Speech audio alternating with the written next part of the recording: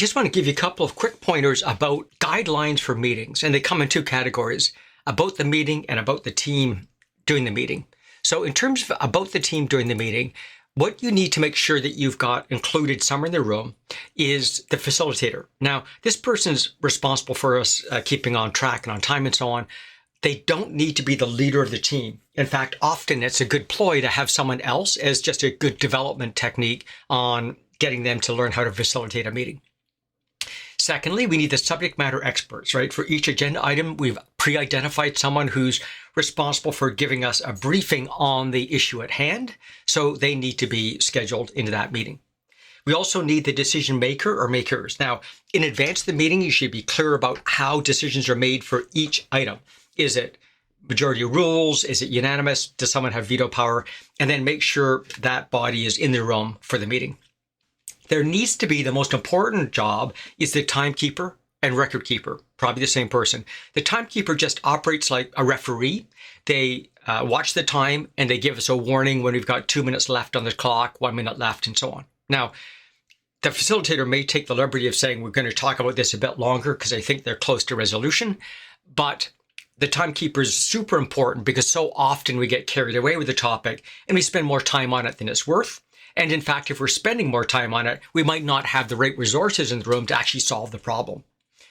And then record keeper, what's that Yogi Berra quote? After all is said and done, more is said than is done. Let's make sure that we keep track of exactly who's committed to do what by when, so we can follow up on it in the next time. So we need that record keeper. In terms of the rules in the meeting, we suggest the following. Never postpone the meeting. So think of it as like taking a fitness class or a spin class or something. It always goes on whether you're there or not. It doesn't get postponed for any reason at all. The second you postpone an OKR meeting, you've indicated that whatever the reason for postponing it was is more important than performance. So never postpone the meeting.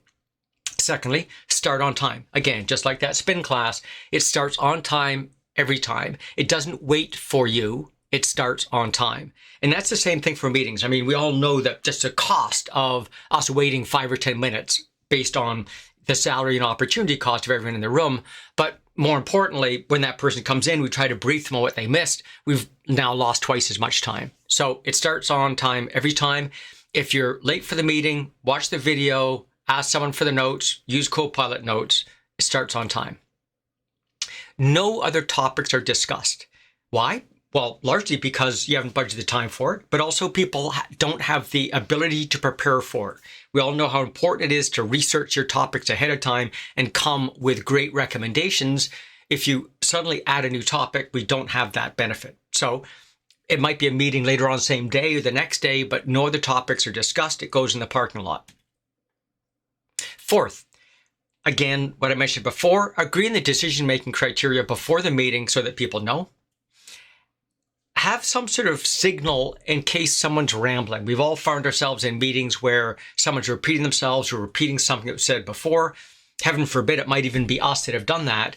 Let's have some safe signal so that people know when they're trotting over ground that's already been pathed on and allow us to move on to more important topics. Lastly, let's make sure it's risk-free. So there should be no blaming that goes on at all. Allow people to voice their opinions without judgment. We can process that in the decide phase. So those are the simple guidelines that will help your meetings run better, both by having the right people in the room and the right rules.